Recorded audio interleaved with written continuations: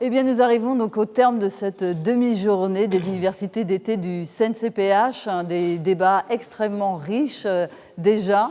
Et pour conclure cette demi-journée, nous avons invité Christophe Luder pour faire cette petite conclusion avec, j'espère, humour. Enfin, on verra si ça nous fait rire. Et évidemment, demain, nous le retrouverons à la même heure pour conclure la deuxième journée, puis la troisième journée. Donc, un petit rendez-vous humoristique. Et je laisse tout de suite Christophe rentrer en scène. Christophe ?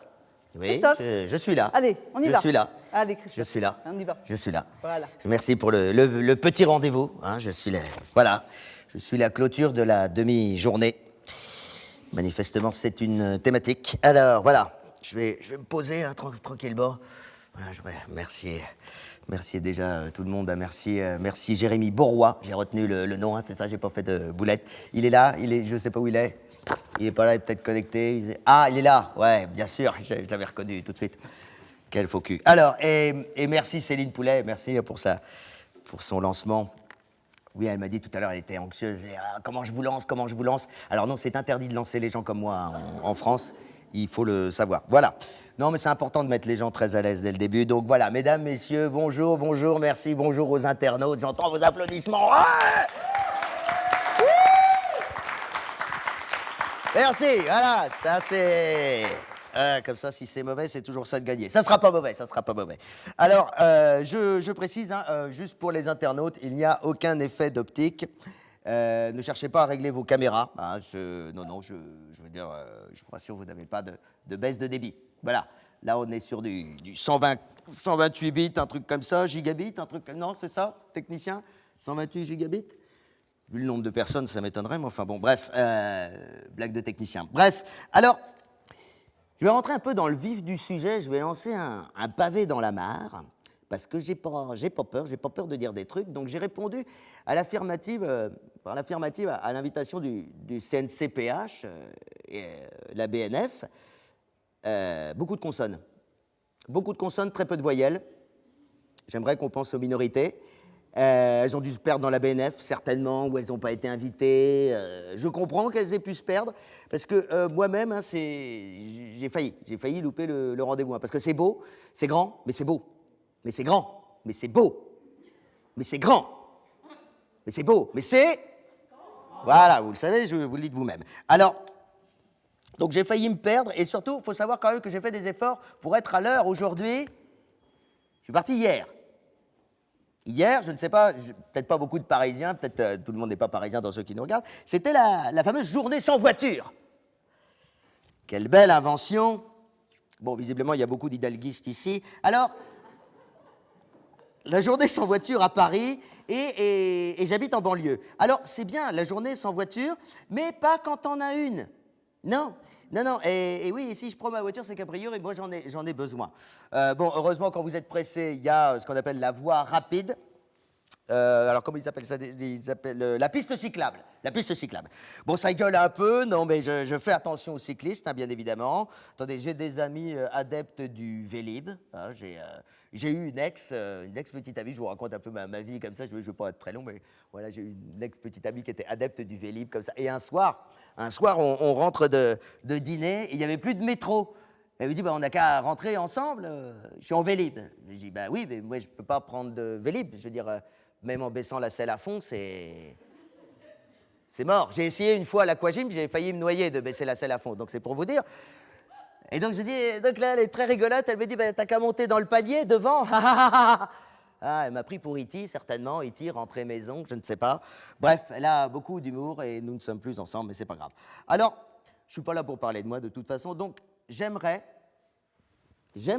être écolo, mais c'est un luxe que je ne peux pas me permettre.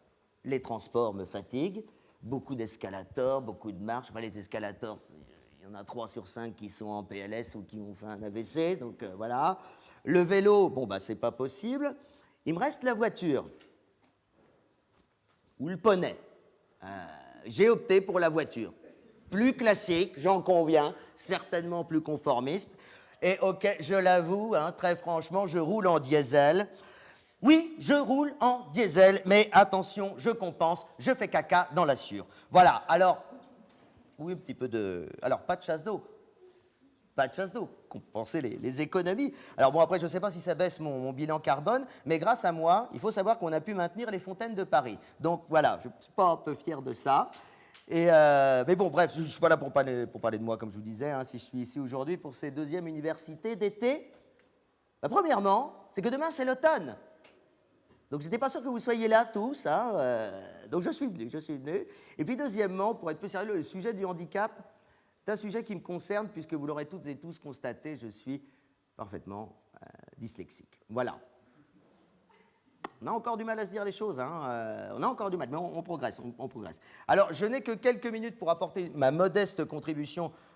Je sais qu'il y a des ministres, il y a eu des personnalités, il y a aussi un rapporteur de l'ONU, qui a eu beaucoup de succès l'année dernière, je crois, enfin c'est ce qu'on m'a dit, tout un tas de personnalités, d'experts, de tables rondes. Me concernant, on serait plus sur une table basse, voilà, mais on s'adapte, hein, je suis là pour, comme je le disais tout à l'heure, jeter un pavé dans la mare. Alors un pavé, on veut dire un petit caillou, un granulé, un machin, un gravillon, on ne va pas se fâcher avec les gens. On m'a toujours dit, il ne faut pas mordre la main de celui qui te nourrit. Donc voilà. Alors, loin de moi l'idée de politiser le débat, car peu importe les gouvernements successifs et les tendances, droite, gauche, centre, extrême centre, peu importe, quand on parle de handicap, on est au-dessus des partis. Et venant de moi, cette expression prend tout son sens. Ça met parfois du temps à venir. Alors, et pour illustrer mon propos, j'aimerais parler de la loi Elan. Je ne sais pas, je crois qu'il y a une spécialiste ici de la loi Elan. Elle est là? Super, on va devenir copains. Alors, la loi Elan, alors que vous connaissez, j'imagine, hein, pour l'accessibilité au logement des personnes handicapées, alors visiblement, le chantier n'est pas vraiment en marche. Ah, j'ai dit que j'allais attaquer dans le dur à un moment donné. Hein, Ou alors en marche arrière, comme dirait un de mes amis qui est en fauteuil roulant électrique et qui galère pour trouver un logement. Alors, je me permets de vous raconter cette petite histoire, cette petite anecdote, juste pour illustrer ces inquiétudes. Alors, l'autre jour, discutait comme ça, et comme il recherche un appartement, il me dit ben moi, j'ai fait plein de démarches, Christophe. Oui, parce qu'il a aussi un bec de lièvre. C'est pas interdit de cumuler, hein, vous savez. Et donc il me dit comme ça, j'ai même pas pu rentrer dans l'instance du mec sur M6, le Stéphane Plaza, donc déjà rien que le nom, j'ai du mal à le dire. J'ai pas pu rentrer dans son agence parce qu'il y avait une marche. Il y avait une marche. Tu te rends compte? On a dû faire l'entretien dans la rue, comme ça. Alors maintenant, quand tu es handicapé et que tu cherches un logement, tu es obligé de faire le trottoir? Oui, c'est vrai, c'est dur. C'est dur, je le comprends. Et ça ne va pas aller en s'arrangeant. Non, grincez pas des dents, ça va aller. Je vais relativiser à un moment donné. Parce qu'avec la loi Elan, notre gouvernement a décidé de passer de 100 à 10% le taux de logements neufs adaptés. Ils vont appeler ça des logements évolutifs, avec des cloisons amovibles qui serviront à tout le monde, même si tu n'es pas handicapé. Le truc, c'est qu'il ne faut pas t'appuyer sur les cloisons. Parce que là, tu te rends vite compte qu'elles sont amovibles, et c'est là que tu pourrais te retrouver handicapé. Alors, mais attention, parce que tout ça, ça part d'une bonne volonté. Les gens font quand même des efforts. Je ne vais pas dresser un tableau noir, absolument pas du tout. Il y a toujours des gens de bonne volonté, puis il y a des ingénieurs, il y a des gens qui réfléchissent, qui pensent à tout ça. Et ça, pour le coup, voilà, ça avance. Moi, je vois, quand je suis arrivé dans mon premier appartement, ma gardienne, ma concierge, elle a voulu faire l'état des lieux avec moi, puis elle a voulu me donner un coup de main, puis elle s'est dit « Oh, bah tiens, il va sûrement y avoir des adaptations à faire, etc. » Et elle arrive devant la porte d'entrée, elle me dit « Ah, bah, attendez, bah, déjà, il y a le premier truc qui cloche, la sonnette. Votre sonnette d'entrée, elle est trop haute. C'est vrai que je sonne souvent chez moi avant de rentrer. Hein, c'est des fois que je me rende visite un jour où je ne m'attendais pas, ou que je me surprenne en train de faire un truc, on ne sait pas. On ne sait pas, ça arrive parfois. Et deuxième truc qui cloche, parce qu'elle a un sens de l'observation très très affûté, elle me dit comme ça, mais dis donc, mais ton œilleton là, ton jet d'âle, il est trop, on va le baisser, on va le mettre à ta hauteur.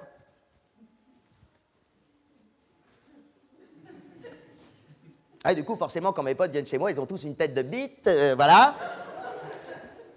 Merde, c'est en direct, on ne pourra pas couper. Bon, bah tant pis. Bref, vous voyez, donc voilà, il y a des aménagements, ça demande encore du travail, hein, c'est pas...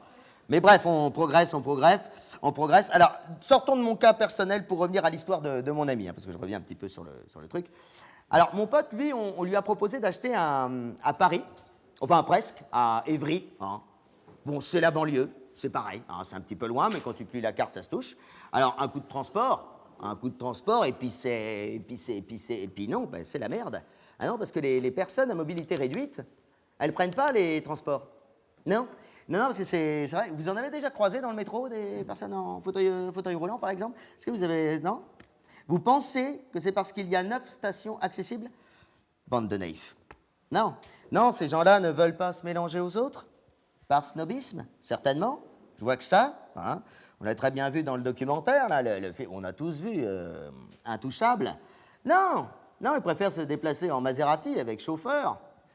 Noir en plus, quel goût, évidemment. Mais avec la loi Elan, fini les privilèges. Vélib et métro pour tous. À toi, la joie des escaliers en fauteuil, c'est ça, l'égalité. Oui, le vélo, c'est pas le pied. Si, le vélo, pardon, j'ai loupé ma vanne. Merde, on va la couper. Le vélo, c'est le pied. Sauf quand on n'a pas. Voilà, ça marche aussi. Ça marche aussi. Alors, toi, dans ton fauteuil, mon ami, je ne sais pas si tu me regardes, n'aie crainte. Parce que si tu penses que les choses reculent, c'est bien au contraire pour prendre de l'élan. Voilà. Merci, merci. Vous voyez, je relativise. Je relativise.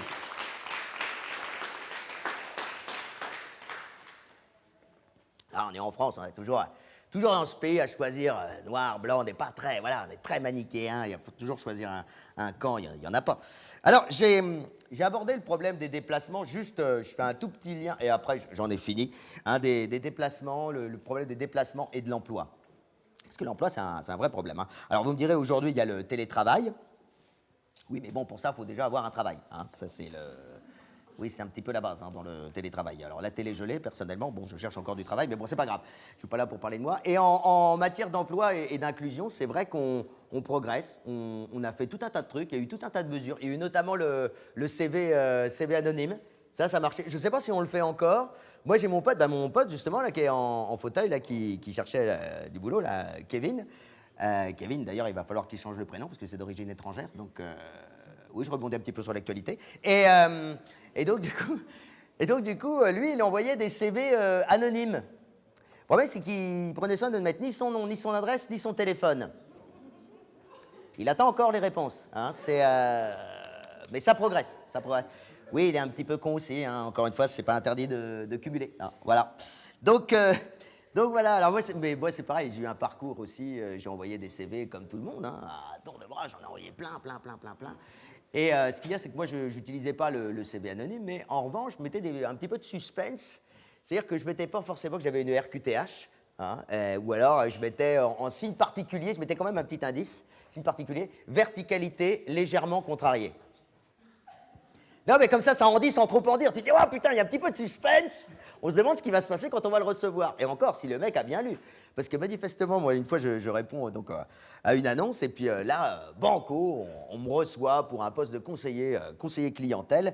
Et le mec, manifestement, avait lu mon truc, mais en Z, hein, vraiment. Donc, voilà, il me reçoit, j'arrive. Il y avait une vingtaine de candidats dans une petite pièce, les uns derrière les autres. Donc moi, j'étais derrière les autres, hein, évidemment, parce que c'est, voilà, un petit peu de ménager mon suspense, encore une fois, mon côté Netflix, plusieurs épisodes. Et là, il m'appelle, vient mon tour. Bon, alors voilà, j'ai rendez-vous avec monsieur Fluder. Je cherche. Il est où? Tout le monde s'écarte, il me découvre. Oh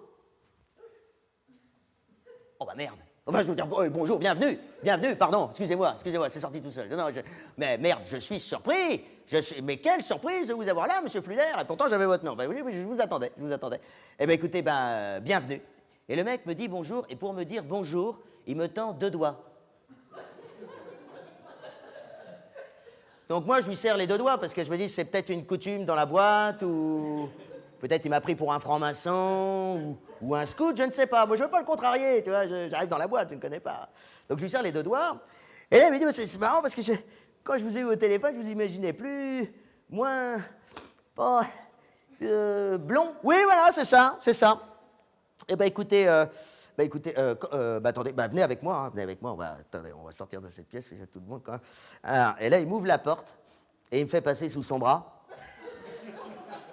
Donc, visiblement, il était venu en jogging le matin, hein, parce que là, il y avait quand même des effluves, mais bon, c'est pas grave.